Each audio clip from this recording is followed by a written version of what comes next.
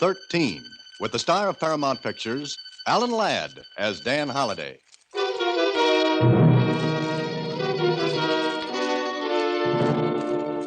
You idiot, you fool, you let him get away. I did not, Worker. What could I do? He was in the post office. Did he have the envelopes? Of course he did. He sent them to someone. Sent them? And he's got away. Oh, Staley, you are an idiot. No, not quite. Look, I've got a blotter. Well, what good's that? Look, in the mirror. What he wrote on the envelope is on the blotter. Well, at least you use your head. I'll see if we can read it. Box 13, care of Star Times. Box 13, Star Times. There's no Star Times in this city. But there is in the city he sent his letter to. You're right. Well, we'll find him later. But first, I think I can get what we want from this Box 13.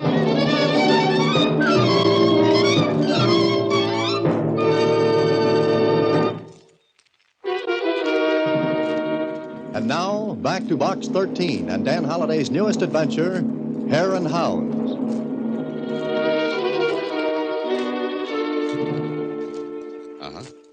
Okay, I'll see you later then. So long. Hello, Mr. Holliday. Oh, hi, Susie. Got the mail? And what do you got there? 8 nice new counterfeit $5 bills. How'd you get them? Well, you see, I had my eyes closed when they were passed on to me.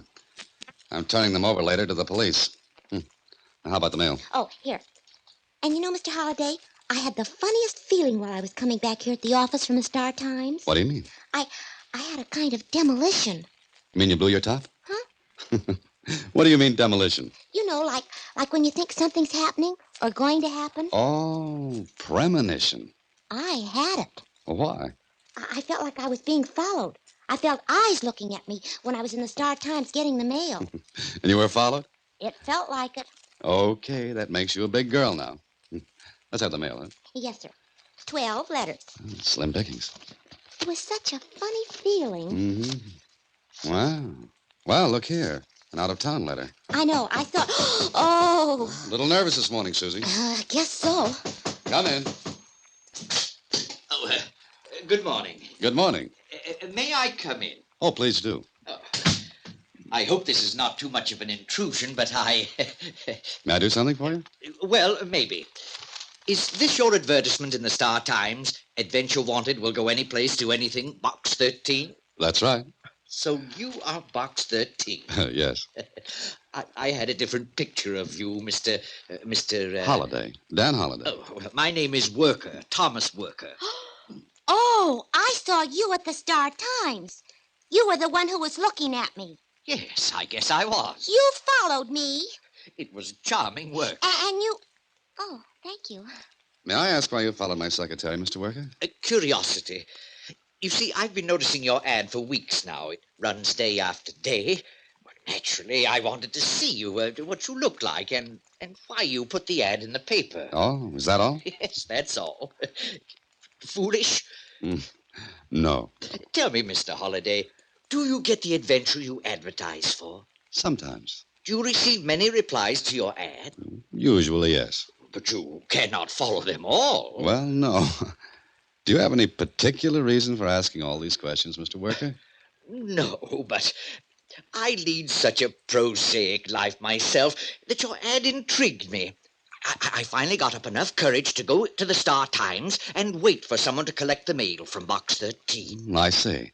And now that you've found me... Well, perhaps you'd care to have dinner with me some evening and tell me some of your adventures. Oh, I'd like to hear them very much. I'm very lonely and... All right, Mr. Worker. I'd be glad to. Oh, thank you. Now I must be going. Sorry to have troubled you. And I hope I didn't frighten you, young lady. Oh, no. It was kind of fun. Oh, my umbrella. One can never tell when it might rain. Well, good day, Mr. Holliday, and thank you so much. Don't bother to get up. I'll look you up in the phone book and call you. Please do. Goodbye. What a nice man. Uh-huh. Funny old duck. Well, let's open the mail, Susie, and... Hey. Huh?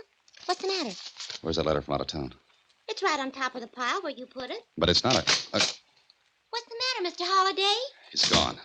What do you mean? Sure he's gone, And that letter went with him. He took it. His umbrella was on top of the pile. Oh, what a nice old man. Gee, he stole a letter. Yeah, and something tells me, Susie, that Mr. Worker will never invite me to have that dinner with him.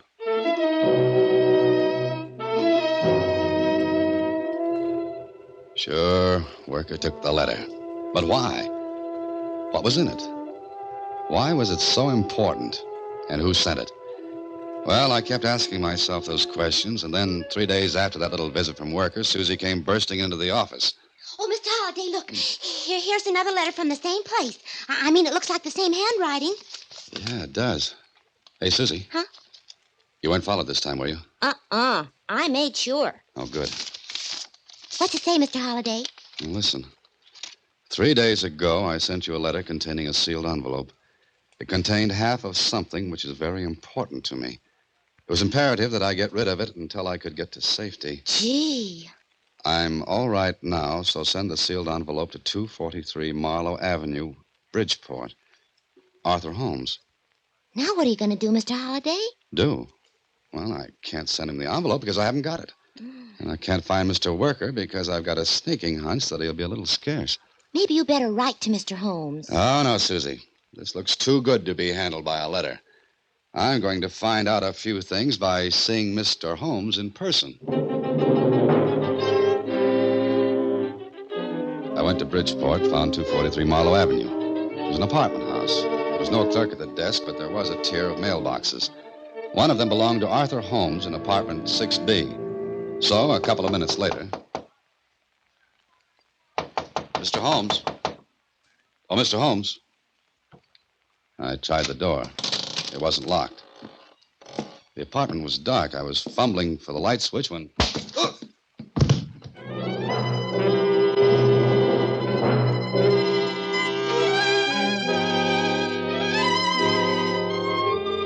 If I say I was fresh as a daisy after that thump on my head, I'd never get to be the father of my country. I was lying on the floor. The room was still dark except for a flashing light that came from a store sign across the street. I lay there for a minute to give the room a little time to stop spinning, then I realized I was holding something in my hand. And from where I lay, it felt like a gun. I was just crawling to my feet when... Mr. Holmes, I've come with the fresh towels. Mr. Holmes!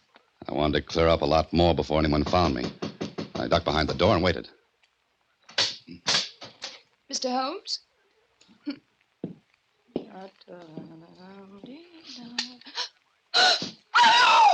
Why did you scream? Well, who wouldn't? The room was a shambles. Someone had searched it. And lying on the bed in an alcove was a man who certainly would have no further interest in me. Or anything else. There was a hole in his forehead. And I was sure I held the gun that put it there. Sure, I was innocent. But I'd have a hard time proving that. Figure it out. I received the letter from Holmes. Instead of writing, I went to him. I didn't wait for the clerk in the building to call up first. I ducked behind the door when the cleaning woman came in. Maybe I should have gone to the police right away, but I was innocent. And I wanted to learn a bit more. Besides, the cleaning woman reported the murder. So a half hour later, I was drinking a cup of coffee in an all-night hamburger stand. That winds up the late news for tonight. The next edition of the new... Oh, just a moment, ladies and gentlemen. We have a last-minute flash. A murder was committed tonight in the Roxmore Apartments. Police are looking for a man who answers this description. Medium height, light hair, wearing dark gray flannel suit, blue and white striped necktie, black shoes, carrying light tan topcoat. The description of the wanted man was given to the police by the clerk, who remembers this man asking for the apartment of the murdered man, Arthur Holmes. And that's all for tonight. The next edition of the news... Another murder. Hear it, mister? Yeah, Getting so a person can't feel safe no more. you're so right. More coffee? No, thanks. Pie? Cake? Nothing, thank you. They ought to get that guy that done it pretty soon. You think so? Sure. He ain't gonna get far. Well, every cop in the city will be looking for a guy wearing a gray suit with blue and white. Yeah, you're right. Okay, here's your dime. Yeah, thanks. What's the matter? You... Don't say it. What are you gonna do? Walk out of here. Sure. You stay right where you are and you won't get hurt. Just keep talking to me. Mister, I ain't got nothing to say. And don't say it. Sure. If it makes you feel any better, I didn't kill that man. I ain't said you did. The police said it. They could be wrong. Sure, they could be wrong. Yeah, that's right. Now stay right where you are. Don't say a word to either of the other two in here until I'm out of sight. Understand? Sure. Good night, mister. Come again. Hey, that's him. That's the guy. Somebody call the police. Hey, taxi. Taxi. Know where the park is? Yeah, sure. We'll drive to it fast. Yeah. Hey, stop that guy. Somebody let that get in the cab. Stop it. What's all that noise about? I haven't the least idea. Park, huh? Okay. I'd sure like to know what all that noise was about. Well, they're playing a game. Huh? Mm-hmm, sure. Hare and Hounds. Ever hear of it? Oh, yeah. I played it when I was a kid. Huh. Then I've got news for you. It's no longer a kid's game.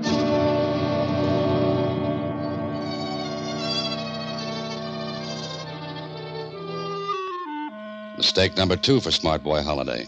Another notch against me. I ran from the hamburger stand. Well, that would look bad. But I've got one bad fault among others. I'm very curious.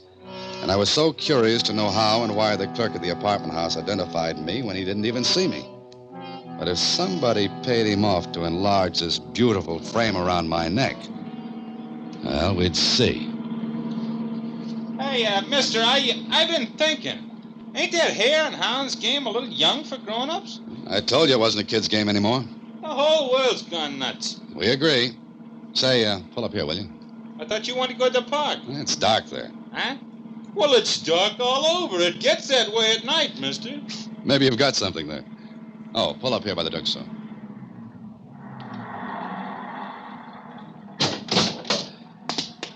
Here you are. Keep the change. Hey, a $5. Well, thanks, buddy. No, don't mention it. I won't. Not even to the missus. When the cab drove away, I then went into the drugstore to the phone booth. I looked up the Roxmore Apartments in the book and dialed the number.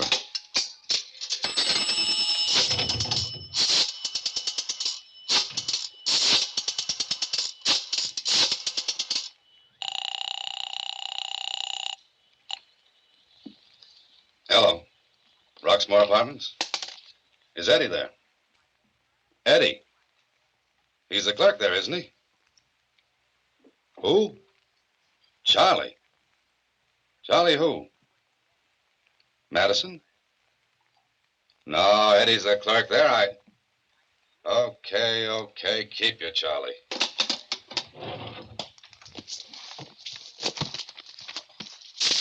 Madison.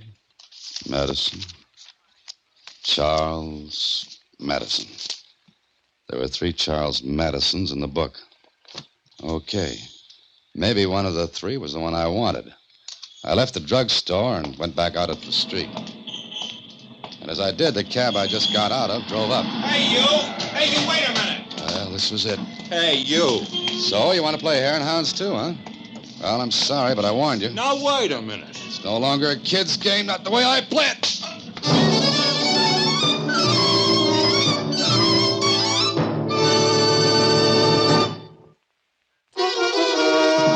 And now, back to Hare and Hounds, another Box 13 adventure with Alan Ladd as Dan Holliday. Well. I was adding black marks against my name faster than I could explain them away. And I knew the police would be listening in on the Roxmore switchboard. I hope my act had worked. Now, all I had to do was find the right Charlie Madison and get his story.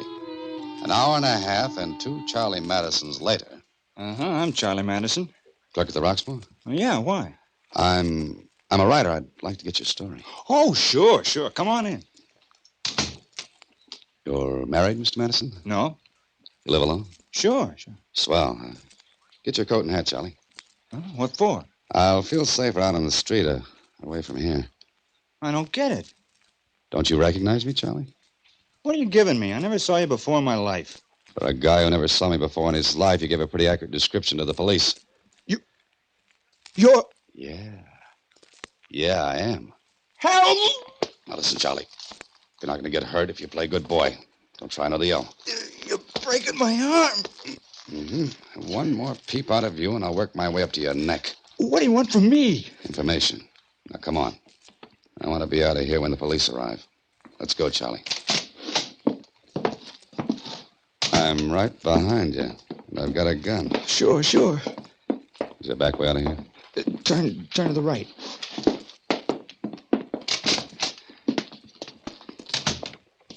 Where does this alley lead to? To the street. Then we go the other way. Oh, listen, maybe I made a mistake. Maybe you ain't the guy I saw. I know that, Sally. There are other things. All right, stop here.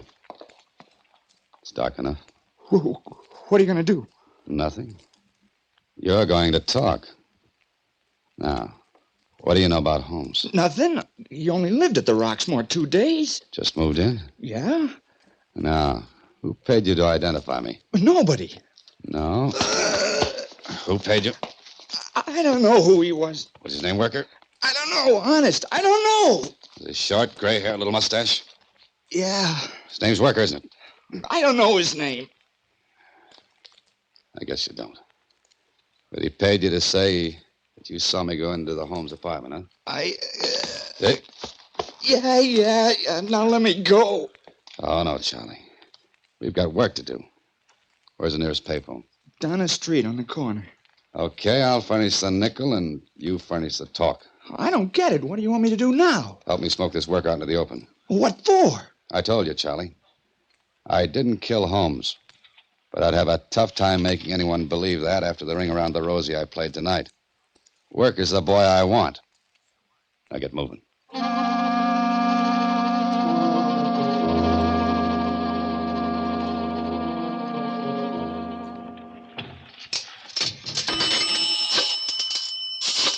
remember what you're going to say, Charlie. Yeah, sure. The police will trace this call. Don't let them make you repeat anything. It's a trick to hold you here until they can trace where this call comes from. Just say what I... Shh. Hello, police? This is Charles Madison. Listen, there's something else I didn't tell you.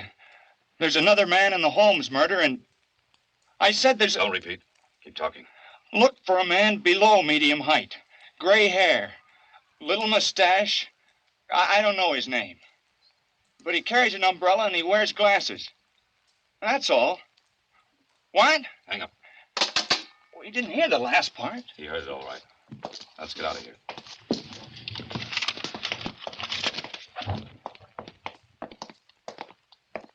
Can I go home now? Oh, no, Charlie. I'm beginning to be real fond of you. What are you going to do now? You like taxicabs, Charlie? Huh? We're going to ride in one cab after another till the morning papers come out. What for? The papers will carry the latest in the Holmes murder, including your description of the mysterious little man with gray hair, whose name is Worker. But Worker will come after me. Now you're beginning to be bright about the whole thing. You kill me. Yes, like he did Holmes. Oh, you won't let him. You gotta let me go. You know, Charlie, I can't seem to work up a flood of tears for you. You framed me for money. I wouldn't have had a chance if the cleaning woman had seen me in Holmes's apartment with this gun in my hand. Well, I'll say I lied. Think a minute, Charlie. If you do that, it'll make you an accessory after the fact. What's that mean? Simply that the police would hold you equally as guilty as Worker. Or me. Well, then what'll I do? You know, Charlie, I'm a very curious-minded person. I could go to the police, but I'd rather play it through my way. Smoke Worker out in the open and see what this is all about. But how? Well, as long as Worker knows you can identify him, he'll try to find you. Get you. But if you don't go to the police, he'll know you're around somewhere, Charlie. By the way, Charlie, how does it feel to be another Hare in the game?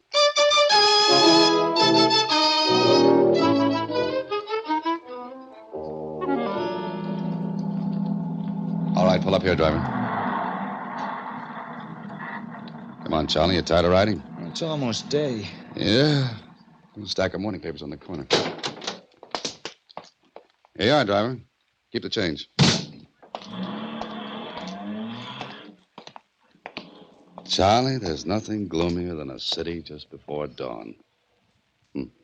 I'll get one of those papers. Where are we going then? Who knows? I've seen the whole city. Go on, get the paper. They're tied up. Untie them. Yeah. Here you are. Did you leave a nickel? Huh? You have a dishonest streak in you, Charlie. Come on, leave a nickel for the paper. All right, down this alley.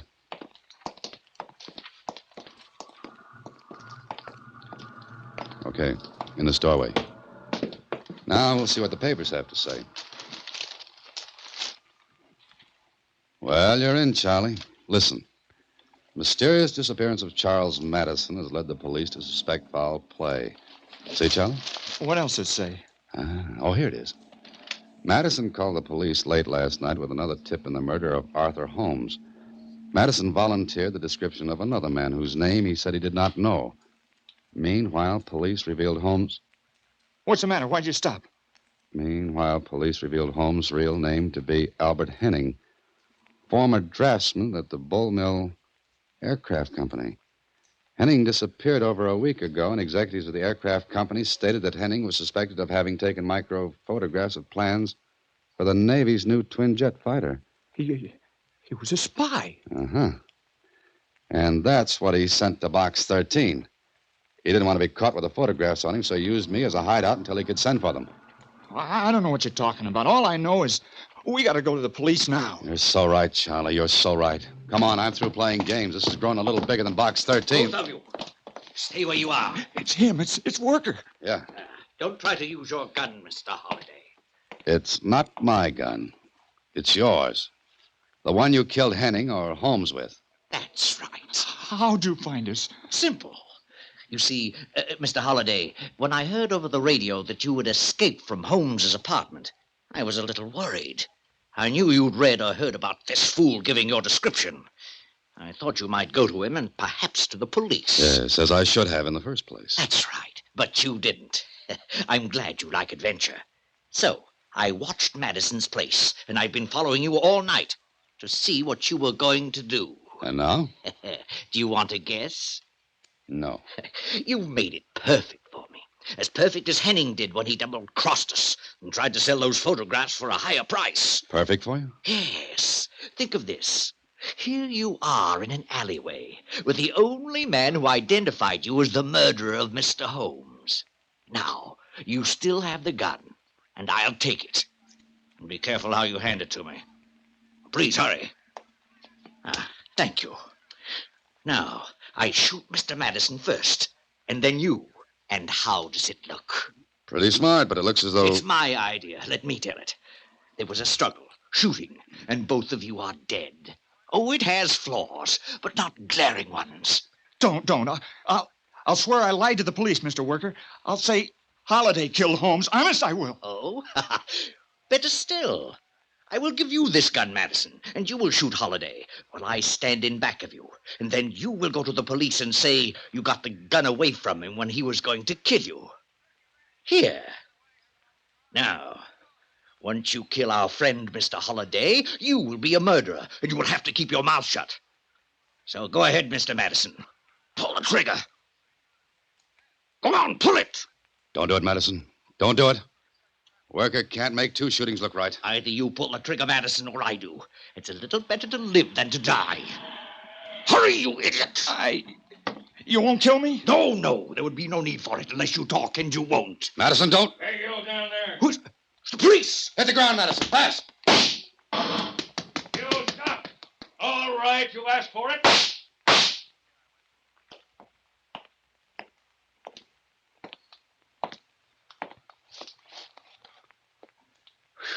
Nice shooting, officer. Very nice. All right, you two, get up off the ground.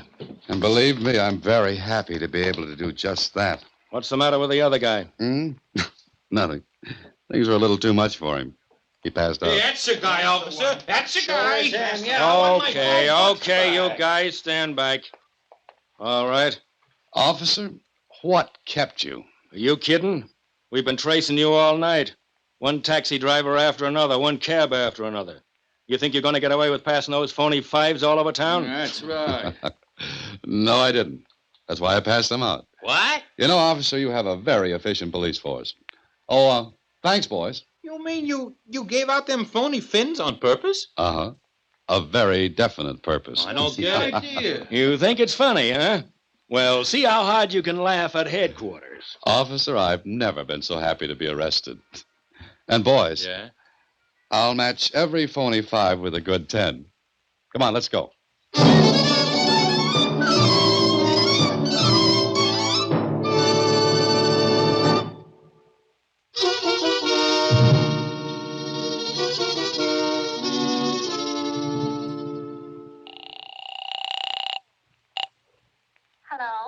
Hello, Susie. Mr. Holliday. Gee, where are you? I was worried. You were worried? Now listen, Susie, I'm in jail. Yes, sir. You're what? Yeah, get hold of Lieutenant Kling. Tell him I've got to talk to him. But why are you in jail? It's a long story, Susie. I'll tell you all about it when I get back. But technically, the charge is passing counterfeit money. Mr. Holliday, you should be ashamed of yourself. All you had to do was open a charge account. Oh, no. Good night, Susie.